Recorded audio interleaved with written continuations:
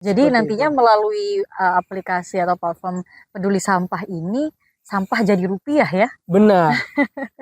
Wah, bagus itu. Sampah jadi rupiah. Tagline baru ya Wah, nanti ya. tagline.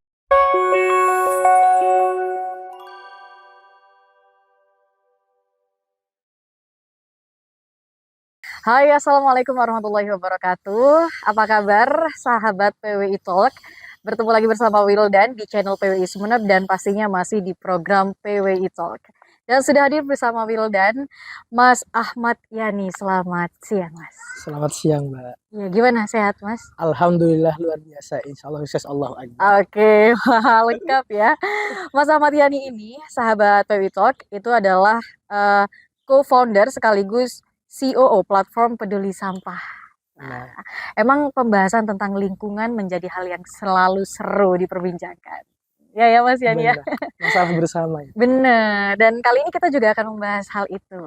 Sebelum kita ke platform yang Mas Yani dan kawan-kawan ciptakan atau bentuk Siap. menjadi inovasi pengelolaan sampah, mungkin Wildan terlebih dahulu ingin meminta pendapat atau pandangan Mas Yani ya selaku pemuda penggiat sampah nih. Ya. Oke, Mas Yani, menurut Mas Yani sendiri seperti apa sih melihat pengelolaan sampah di Kabupaten Sumeneb ini, Mas? Eh, menurut pandangan saya Mhm. kurang maksimal, Mbak. Oke. Jadi saya pernah itu juga berkunjung dan dapat info memang untuk di instansi sini itu sementara memang ada pengelolaan sampah tapi fokus di yang organik. Mhm. Untuk yang sampah plastik dan yang lain itu eh, dipungut sama mungkin pemulung dan yang kedua akan ditumpuk di TPA. Mhm. Mhm. Nah, menurut saya itu bukan solusi Oke. karena TPA itu temporary. Jadi saya dengar juga jika TPA itu sudah berumur 20 tahun, itu Mhm. akan pindah. Dan apakah akan seperti itu?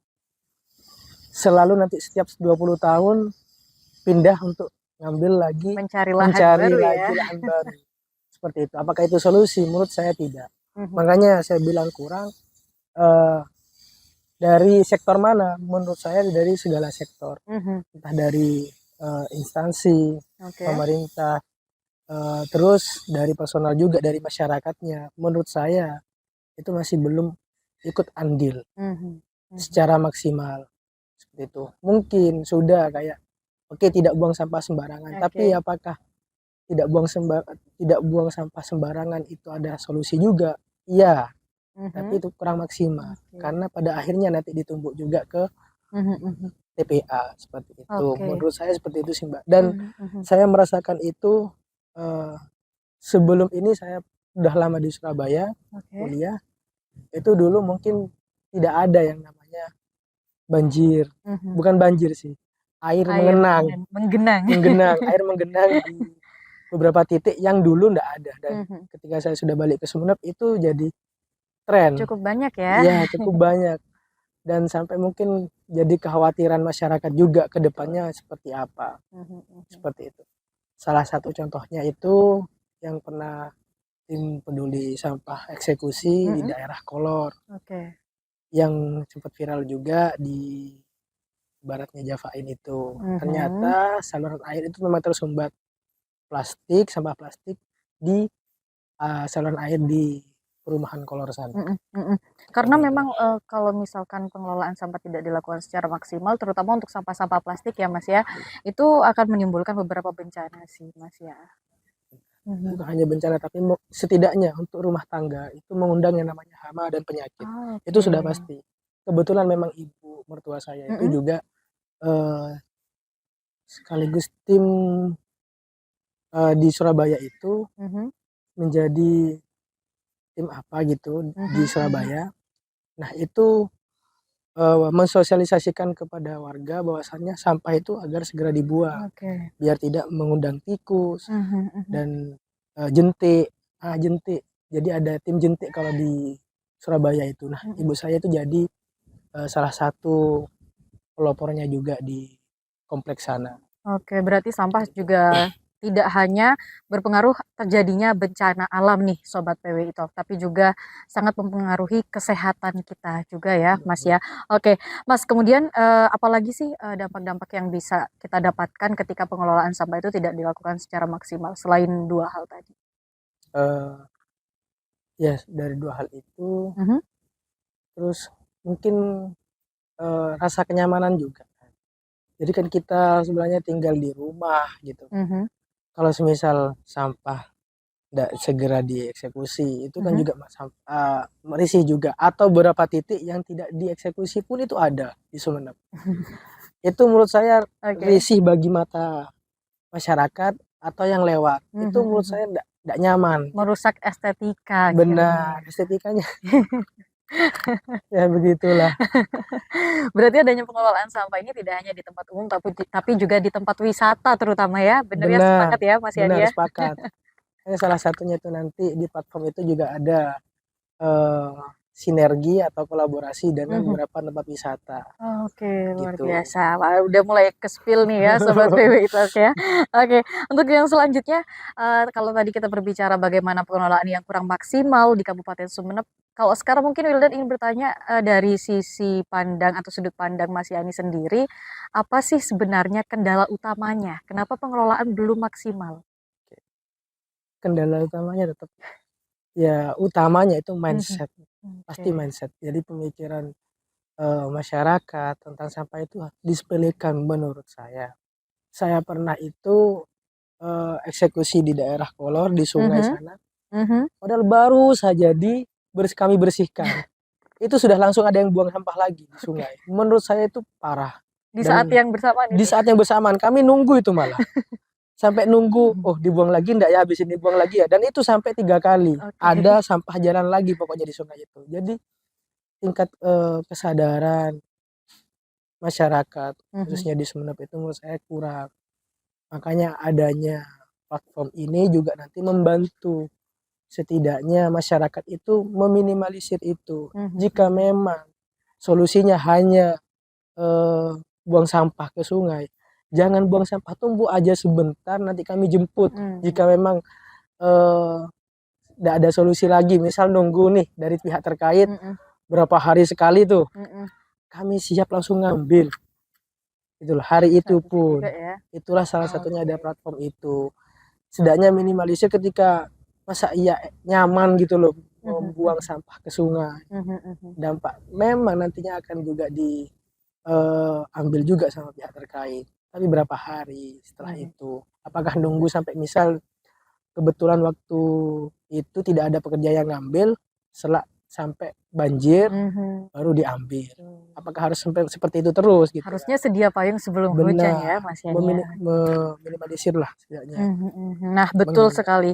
Wilan juga sepakat bahwa memang yang menjadi kendala utama adalah mindset. Dan masyarakat juga sepenuhnya sepertinya ya masih mengandalkan pihak-pihak terkait untuk membuang sampah Ya, atau mengelola sampah tersebut. Oke, sahabat PWI, kita sekarang mulai berganti menuju platform digital yang diciptakan atau dijadikan sebuah inovasi oleh Mas Yani dan juga teman-teman dalam pengelolaan sampah ini boleh dijelaskan nggak sih apa itu platform peduli sampah sendiri? platform peduli sampah itu eh, sementara ini memang basic eh, adanya masih di Android, Mhm, mhm, belum di iCloud atau di iPhone. Jadi adanya platform peduli sampah itu eh, mempermudah mhm, masalah-masalah yang ada di masyarakat tadi itu bisa tersalurkan. Jadi eh, namun dalam aplikasi itu banyak sekali solusi, tidak hanya satu dua solusi saja yang kami tawarkan. mhm, mhm, Nah, salah satunya apa? Sampah itu masih bernilai. Sampah itu masih ada sisi income-nya. mhm, Nah, jadi sampah itu masih bisa kami beli. Nah, tinggal nanti masyarakat itu memilih sampah yang bisa dijual, nanti kami uangkan. Nah, di situ di situ bisa sedikit merubah mindset bahwasanya sampah itu tidak ada gunanya Mm-mm. di masyarakat. Nah, ada sedikit harapan untuk merubah sedikit demi sedikit mindset yang sebelumnya itu sampah tidak ada artinya, sudah tinggal dibuang saja, ternyata masih bernilai. Itu dulu aja dulu.